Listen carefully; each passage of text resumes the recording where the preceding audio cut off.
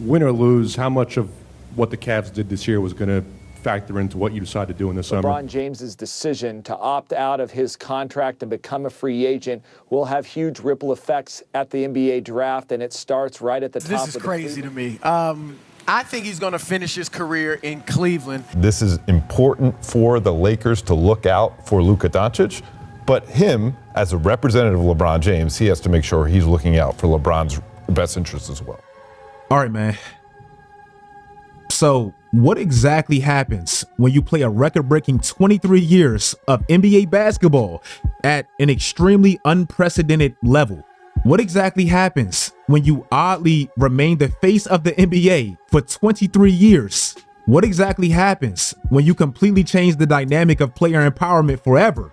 And with how dominant you remain for so long, you still use that newfound power as leverage, even at this older stage of your career.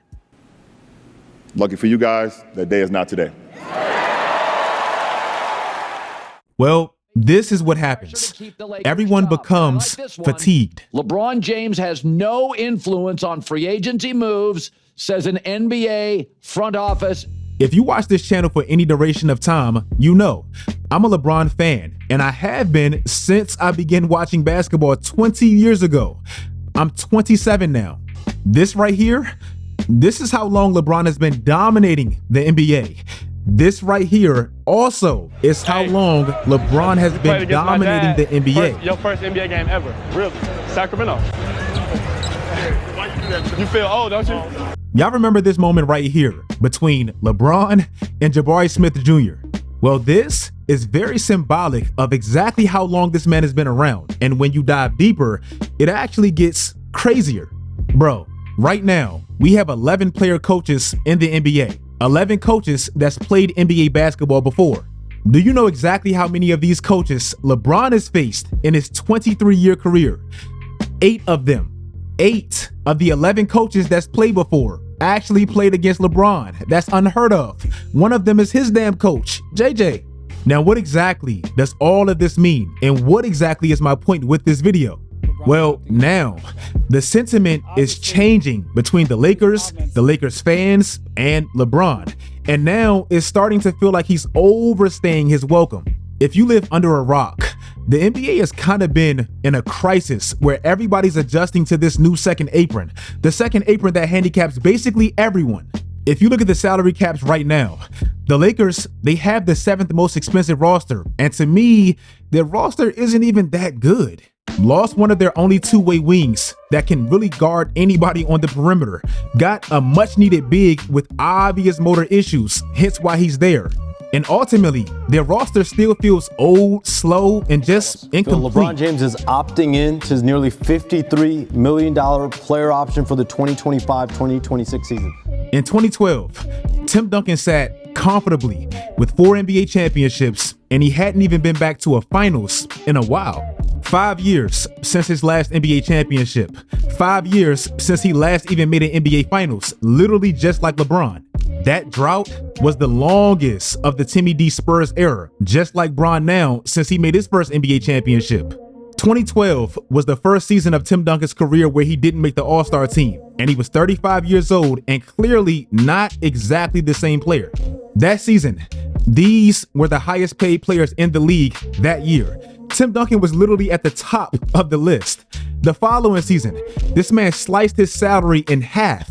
If you ever wanted to know why Steven Jackson loves Tim Duncan so much, well, it might have been because of this. In 2013, Tim Duncan's pay cut made him the 4th highest paid player on his own team, behind Steven Jackson, who they literally just traded back for. That season, the Spurs finally made the NBA Finals again for the first time in 5 years, and they probably should have won. The following season, they did win. And do you know where Tim Duncan ranked amongst NBA salaries that year? He was 53rd. Now, one can argue, well, LeBron is a much better player than Tim Duncan even at that stage. And you may be right, maybe. But one thing they both shared in common at the elder stages of their careers, still wanting to contend, Tim Duncan then and LeBron now, as great as they both were, historically, even old, they both couldn't be to a team anymore what a max salary would otherwise suggest they had to be. Tim Duncan couldn't be at that time, and he accepted it, sacrificed, and ultimately got rewarded from it. And LeBron just can't be now, especially when you take into account the salary cap, his age, and the fact that they now have As this Brian guy. said, this team is now, from the moment they made the Luka Doncic trade, built around and focused on the future of Luka Doncic. LeBron James, frankly, is kind of an ancillary piece now in the Lakers story. And will the Lakers do right by LeBron, or will this season get nasty? What do you mean do right by him? What does that mean? Luka started out so early, being so great. Chris move stats, game winners, all NBA teams. Amongst his peers, it felt like he got out way ahead of everybody. But in the last 2 years, two of his peers, probably his two biggest peers, they've now passed him in what actually matters, championships. Everything going forward is about the Lakers maximizing the rest of his window and about him getting what actually matters, championships. Stephen Curry is the highest paid player next year, and yeah, he's older. But literally, as constructed right now, any chance Golden State has at winning anything revolves around that man, and we've seen it this year. Joker is 30. He won his championship at 28. Giannis is 30. He won his championship at 26. Tatum is 27. He won his championship at 26. SGA is 26, turns 27 in 2 weeks. He just won his championship. Luka is 26 right now, will be 26 on January 1. He turns 27 around All-Star next year. Next season, Luka will be 27 years old, and I'm not trashing him, but this is the reality. These are all the stars in the NBA right now with the NBA championship, and this is their ages when they won their first NBA championship. The majority of them are in that 26 to 28-year-old realm, and historically, that's when most players hit their primes. The window is now.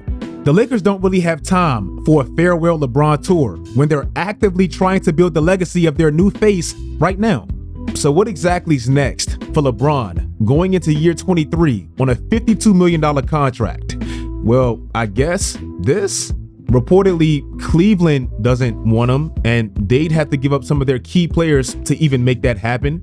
Any team that trades for him would have to give up either a star on a sizable deal to make that work, or a significant amount of depth that's proven to be a key ingredient to championships.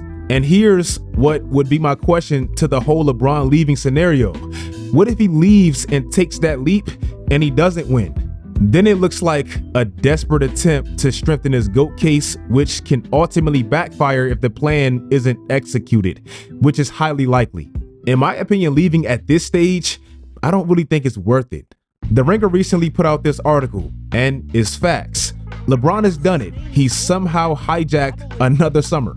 But unlike 2010, when he was entering his prime, or 2014, when he was smack in the middle of his prime, or 2018, when he was coming off of one of the greatest NBA playoff runs I've seen. Unlike then, regardless of wherever he would have to get traded on that contract at that age, I'm not quite sure how much it really moves any team's championship needle.